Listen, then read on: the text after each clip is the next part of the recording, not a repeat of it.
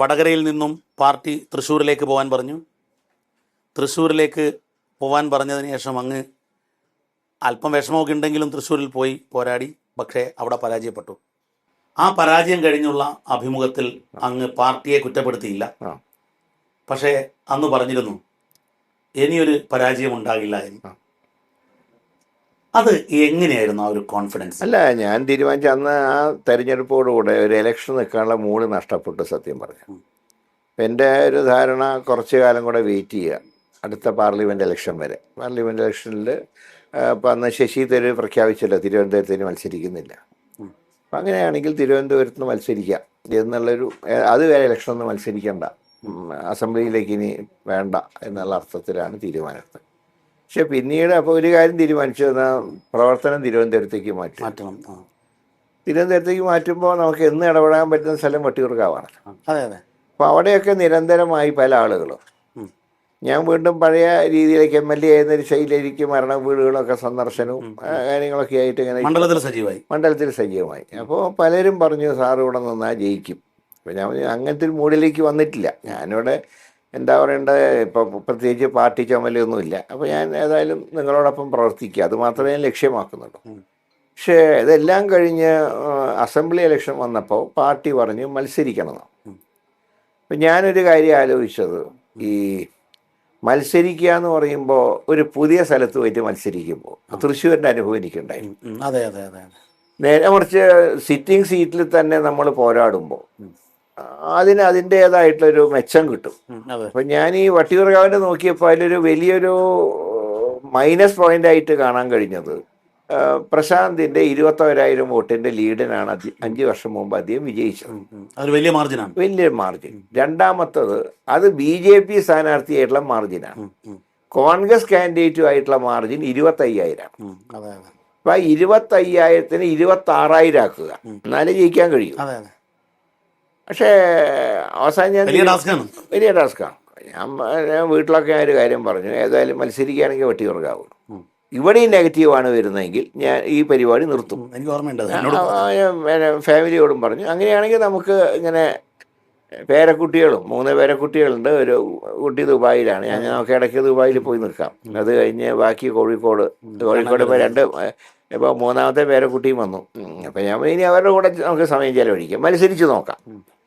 അങ്ങനെയാണ് മത്സരിക്കാൻ ഇറങ്ങിയപ്പോൾ ഒരുപാട് പ്രയാസങ്ങളൊക്കെ ഉണ്ടായിരുന്നു. കാരണം മറ്റേതൊന്നുമല്ല, എന്ത് പറഞ്ഞാലും നമുക്കറിയാലോ, ജനപ്രതിനിധിക്ക് അതിൻ്റെതായിട്ടുള്ള പ്രാധാന്യം ഉണ്ടല്ലോ. എനിക്ക് 8 വർഷത്തെ ഗ്യാപ്പുണ്ട്, 7 വർഷത്തെ ഗ്യാപ്പുണ്ട്. പക്ഷെ എങ്കിലും ഞാൻ ബന്ധം നിലനിർത്തി.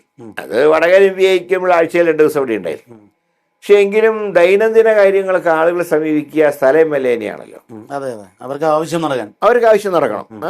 അതുപോലെ തന്നെ ഞാൻ MLA ആയിരുന്നപ്പോൾ ഇവിടെ ഏറ്റവും വന്ന റെസിഡൻസ് അസോസിയേഷനുകളായിട്ടായിരുന്നു.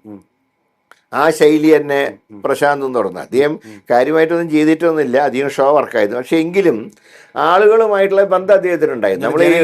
നമ്മളൊരിക്കലും ഈ എതിർ സ്ഥാനാർത്ഥികളെ വില കുറച്ച് ഒരിക്കലും ചെയ്യാൻ പാടില്ല. പക്ഷെ ഞാൻ നോക്കിയപ്പോൾ കോർപ്പറേഷൻ ഇലക്ഷൻ വന്നപ്പോൾ ഞാൻ ഈ നഗരത്തിലെ 101 വാർഡുകളുടെ ചുമതലയിലാണ് മുന്നോട്ട് പോയത്. അതിൽ വട്ടിയൂർക്കാവിൽ 12 സീറ്റ് BJP-യും 9 സീറ്റ് UDF-ഉം 4 സീറ്റ് LDF-ഉം. അപ്പം ഞാൻ നോക്കുമ്പോൾ ഒരു ഏരിയ മുഴുവൻ UDF-ന് മികച്ച വിജയം കിട്ടി. മറ്റൊരു ഏരിയ BJP CPM. ഞാൻ മറുഭാഗത്ത് നോക്കി, CPM-ന് 4 കൗൺസിലർമാർ മാത്രമായി ചുരുങ്ങിയപ്പോൾ അതൊന്നും എല്ലാവരും LDF-ന്റെ പ്രചരണം മുഴുവൻ MLA-യുടെ വികസനം ചൂണ്ടിക്കാണിച്ചിട്ടുണ്ട്. ഒരു രസകരമായ കാര്യം ഉണ്ടായത്, ഒരു സ്ഥലത്ത് അദ്ദേഹം ബോർഡ് വെച്ചു, LDF-ന്റെ ബോർഡ്. അദ്ദേഹം വെച്ചാൽ അദ്ദേഹത്തിൻ്റെ പാർട്ടി വെച്ചാൽ ഇവിടെ 13 കോടിയുടെ വികസനം എന്നുണ്ട്. നാട്ടുകാർ നോക്കി വികസനമൊന്നും കാണാനില്ല. അവിടെയുള്ള വികസനം എന്ന് പറഞ്ഞാൽ ബോർഡ് വെച്ച സ്ഥലത്തെ പാലം ഞാൻ MLA ആയിരുന്നപ്പോൾ കിട്ടിയതാണ്, അതേ പേര് എൻ്റെ എഴുതി വെച്ചിട്ടുണ്ട്. ഇപ്പം ജനങ്ങൾ ചോദിച്ചു എവിടെ 13 കോടി? അങ്ങനെയൊക്കെയുള്ള ഇമ്പാക്റ്റ് ഉണ്ട്. അതുകൊണ്ടാണ് ഇത്രയും ജനകീയനായ MLA ആണെന്ന് അവർ അവകാശപ്പെടുമ്പോഴും അദ്ദേഹത്തിൻ്റെ പാർട്ടി, കേരളം ഭരിക്കുന്ന പാർട്ടിക്ക് വട്ടിയൂർക്കാവ് നിയോജകമണ്ഡലത്തിൽ സിറ്റിംഗ് MLA ഉള്ള നിയോജകം അവർക്ക് 4 ചുരുങ്ങി. അപ്പോൾ എനിക്ക് ഒരു ആത്മവിശ്വാസമായി, ഇതൊന്നും മറികടക്കാം. അങ്ങനെയാണ് ഇവിടെ മത്സരിക്കാൻ തീരുമാനിച്ചത്. അപ്പോൾ എന്നെ പറ്റി ആകെ ഉണ്ടായത് ഒരു ആക്ഷേപം. അപ്പോൾ ഞാനിങ്ങനെ വരുന്നു എന്ന് പറഞ്ഞപ്പോൾ തന്നെ സിറ്റിംഗ് MLA അദ്ദേഹം നിയമസഭയിൽ വടകരയിൽ നിന്ന് തൃശ്ശൂരിൽ പോയി തോറ്റ ആൾ വീണ്ടും വട്ടിയൂർക്കാവിലേക്ക് വരുന്നു. അങ്ങനത്തെ ഒരു പ്രയോഗം നേരെ MLA നടത്താൻ പാടില്ല സത്യത്തിൽ. അപ്പം ഞാൻ എൻ്റെ മുൻഗാമി M. വിജയകുമാറായിരുന്നു. ഞാൻ അദ്ദേഹത്തിനെ കുറിച്ച് ഒരക്ഷരം മോശമായിട്ട് പറഞ്ഞിട്ടില്ല. മാത്രമല്ല അദ്ദേഹം തുടങ്ങി വെച്ച ചില പ്രോജക്റ്റുകൾ ഞാൻ പൂർത്തിയാക്കിയപ്പോൾ അതിൻ്റെ ഉദ്ഘാടനത്തിന് പോലും ഞാൻ അദ്ദേഹത്തിനെ ക്ഷണിച്ചിരുന്നു. അതാണ് ഡീസൻറ്റ് പൊളിറ്റിക്സ്.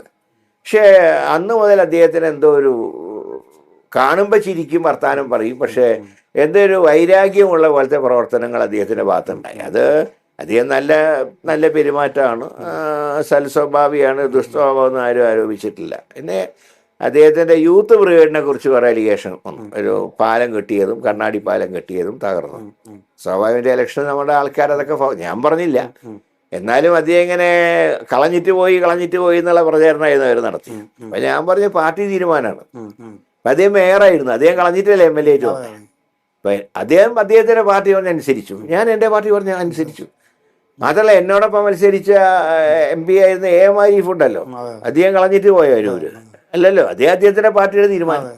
ഏതായാലും നല്ലൊരു പ്രചരണം നടന്നു. വളരെ ശക്തമായ രീതിയിൽ പ്രചരണം മുന്നോട്ട് പോയി. സംഘടനാപരമായിട്ടുള്ള ദൗർബല്യമൊക്കെ ഞങ്ങൾക്ക് ഇവിടെ ഉണ്ട്. ഇവിടെ പാർട്ടി അത്ര ശക്തമല്ല. അതിനേക്കാൾ ബുദ്ധിമുട്ട് ഘടകകക്ഷികളാരുമില്ല. അതെ കാണും. പിന്നെ ഒരു വാർഡിൽ 2-3 വാർഡിൽ RSP ഉണ്ട്, CMP ഉണ്ട്. അപ്പോൾ ജോൺ വന്നുകൊണ്ട് CMPയുടെ ഒരുപാട് നേതാക്കന്മാരൊക്കെ അങ്ങോട്ട് പോയി. എങ്കിലും ഉള്ള ആയുധങ്ങൾ വെച്ച് പോരാടി. പക്ഷേ ജനത്തിൻ്റെ ഭാഗത്ത് നല്ല പ്രതികരണം വന്നു. ഒരു കാര്യം മാത്രം അവർ പറഞ്ഞു, ഇനി കളഞ്ഞിട്ട് പോകരുത്. അതിലൊരിക്കലും സംശയം ഉണ്ടായിരുന്നത് ഇനിയിപ്പോൾ 3 കൊല്ലം കഴിഞ്ഞാൽ ലോക്സഭ ഇലക്ഷൻ വരുന്നു, തരൂര് മത്സരിക്കില്ല, അപ്പോൾ പാർട്ടി നിങ്ങളെ വീണ്ടും നിർത്തി. ഞാൻ ഇനി നിങ്ങളെ വിട്ടുപോകുന്ന പ്രശ്നമില്ല. ഇനി പാർട്ടി പറഞ്ഞാൽ പാർട്ടിയിൽ നിന്ന് എന്നെ പുറത്താക്കിക്കോട്ടെ, ഞാൻ പോയില്ല. ഇനി ഞാൻ ഉറച്ച തീരുമാനം, നിങ്ങൾ എന്നെ വിശ്വസിച്ചാൽ ഞാൻ നിങ്ങളെ ചതിക്കില്ല. അപ്പോൾ അതുകൊണ്ടാണ് ഞാൻ യോഗങ്ങളിലൊക്കെ പറഞ്ഞത്, ഈ മണ്ണ് എന്നെ ചതിക്കില്ല. ആ വിശ്വാസം യാഥാർത്ഥ്യമായി. 5400 വോട്ടിന് ജയിക്കാൻ കഴിഞ്ഞു. അത് മനസ്സിലാക്കേണ്ട, 25,000 കവർ ചെയ്ത് 5000 വോട്ട്, അപ്പോൾ 30,000 വോട്ടിൻ്റെ ഇമ്പാക്റ്റാണ്. അപ്പോൾ അതിൻ്റെ അർത്ഥം ജനങ്ങൾ എന്നെ വിശ്വസിക്കുന്നു. ഇനി എനിക്ക് അവരോട് വിശ്വാസവഞ്ചന ചെയ്യാൻ പറ്റില്ല, ഇനി പാർട്ടി പറഞ്ഞാൽ പോലും. കാരണം എന്നിട്ട് വിശ്വസിച്ചു, കളഞ്ഞിട്ട് വന്നിട്ട് പോലും എന്നെ വിശ്വസിച്ചു. അങ്ങനെയുള്ളവരെ എങ്ങനെയാണ് നമ്മളെ ഇത് ഞാൻ വട്ടിയൂർക്കാവിൻ്റെ ഒരു കുടുംബമായിട്ട് മാറി. ഇനി ഇവിടെ തന്നെയാണ് ശിഷ്ടകാലം. ആരോഗ്യമുള്ളപ്പോൾ പാർട്ടി പറഞ്ഞാൽ തുടർന്നും മത്സരിക്കാം, അല്ലെങ്കിൽ ഈ 5 വർഷം കണ്ണിലെ കൃഷ്ണമണി പോലെ ഈ നിയോജകമണ്ഡലത്തിനെ കാത്തു സൂക്ഷിക്കും.